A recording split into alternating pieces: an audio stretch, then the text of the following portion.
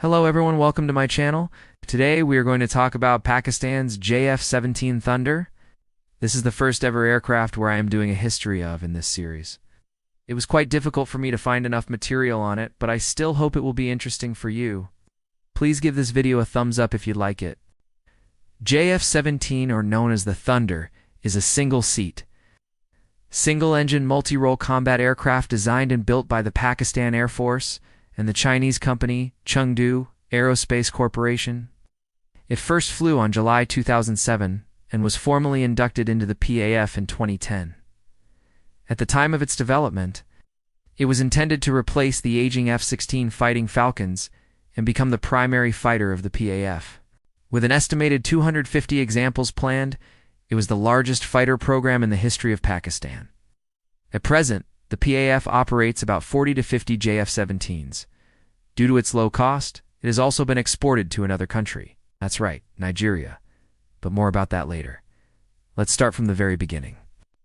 In the 1980s, the United States was helping Pakistan develop its own indigenous supersonic jet fighter named Super 7. It was based on the French Mirage 3. But after the end of Cold War and with the dissolution of Soviet Union, the project was shelved due to lack of funds.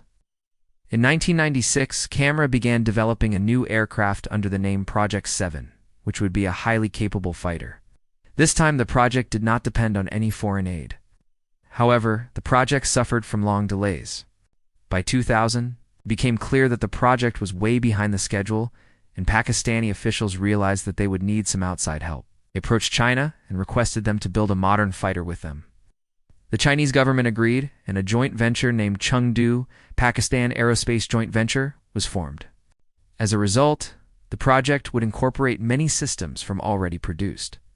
Chinese aircraft, like the Chengdu J-10, the JF-17, is a compact, lightweight, and highly maneuverable aircraft. It is just 43 feet or 13.1 meters long and has a wingspan of 23.3 meters. It is powered by a single Chinese WS-13 single engine, which can reach 16,000 pounds force. It is a low-cost aircraft with an estimated cost of $20 million each. It is one of the cheapest fighters in the world. Now let's talk about its weapons. The JF-17 is equipped with a 23mm cannon with 460 rounds, air missiles and bombs, and can carry up to 6 tons of weapon load. It is capable of carrying the medium-range PL-15 air-to-air missile, which has a range of about 40 miles or 65 kilometers. It can also carry the American AM-9 Sidewinder missile, although reports suggest that these missiles have shorter ranges than usual. Other weapons include the French AASM-type bombs and the Pakistani Shaheen-1 missile. As mentioned earlier, the first flight of the JF-17 took place in July 2007. On October 2009, it was reported that Pakistan had completed the first phase of tests and was ready to move on to the second phase, which included combat and tactics testing. It was said that Pakistan would order 1 to 4 JF-17s at the price of $150 million each. An additional option of 126 jets was also reported. This would make it the largest fighter program in the history of Pakistan. On the 16th of March 2010, the JF-17 was formally inducted into the Pakistan Air Force in a ceremony held at the PAF base in Camera. At present, the JF-17 is used as a multi-role fighter, attack and reconnaissance role. The PAF plans to use it primarily as an air superiority fighter. In April 2017, the JF-17 was exported to another country, Nigeria. The deal was worth $328 million, which included 3 JF-17s and their weapons.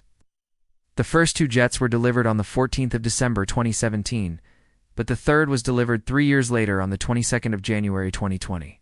According to reports, the Nigerian Air Force intends to use the JF-17s in the ongoing battle against Boko Haram.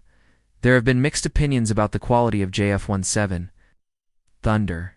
Some believe that it's a low-quality aircraft, and others believe that it is actually a good aircraft for the price. So let's look at both sides of the argument. Those who believe that the aircraft is low quality point out several flaws in it. The first thing they point out is its avionics.